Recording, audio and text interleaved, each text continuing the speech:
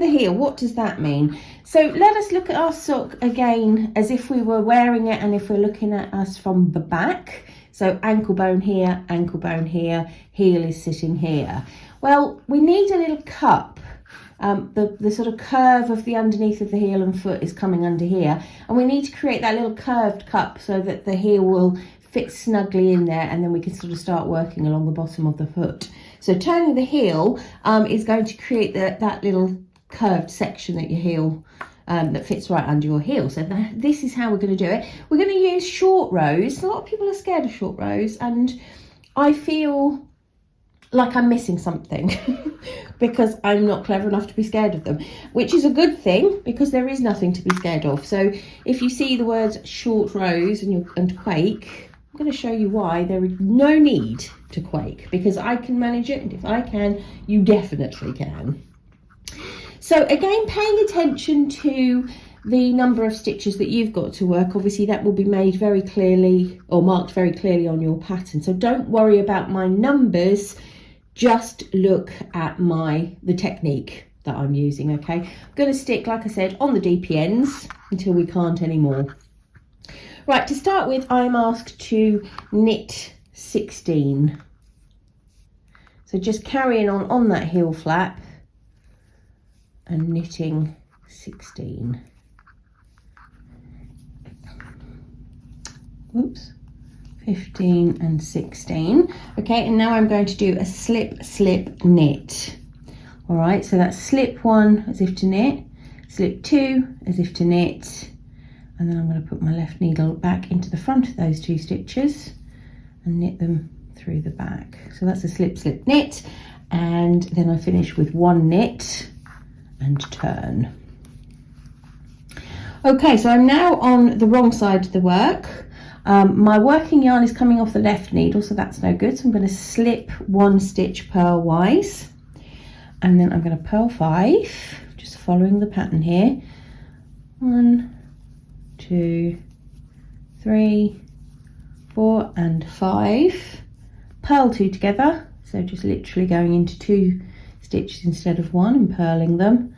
Then purl 1 more and turn.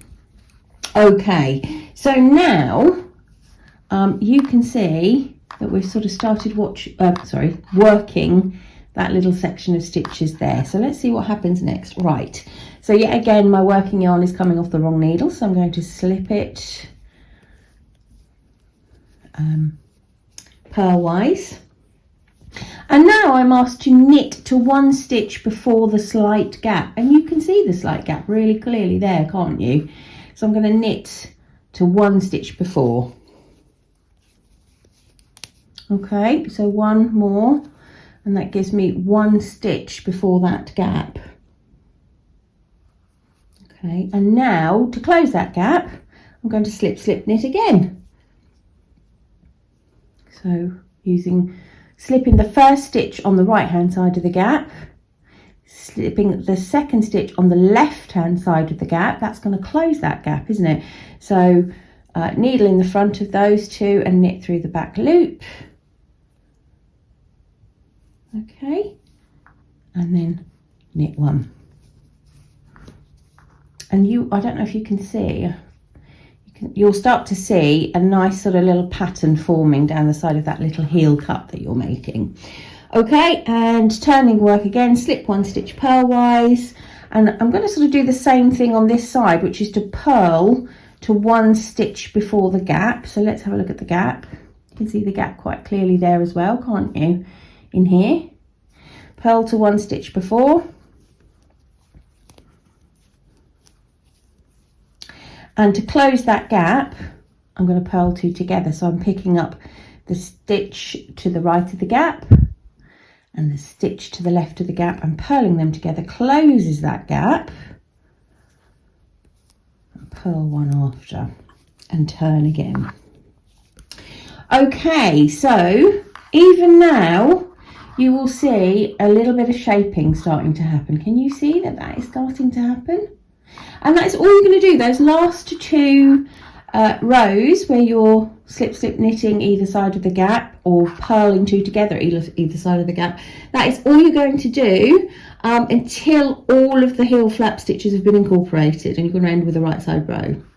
All right, so let's just see where that leaves us when I get to the end of working all of those stitches in. Right, I wanted to pop back because I'm on the last couple of rows, and this might be relevant to you depending on what size you're knitting. On what's going to be the last knit side row, I only have 2 stitches left, so I can only do the slip knit. I cannot do the one knit stitch after. Okay, but that's perfectly fine. So all the stitches are worked in on that side, and I'm going to turn my work.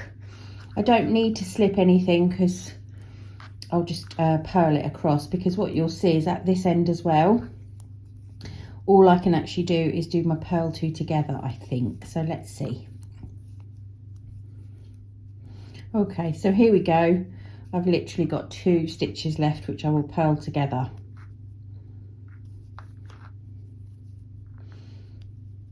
Okay, and that is all of my stitches worked in.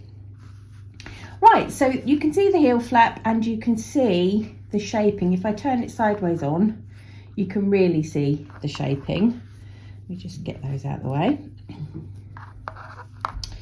You can really sort of see the shaping of that heel coming underneath the heel, which means we can sort of start knitting along the bottom of the foot. We've got a little bit more to do before that because we'll have a big gap here, but the heel turn is done, and it wasn't too complicated, I thought. That's your heel turn.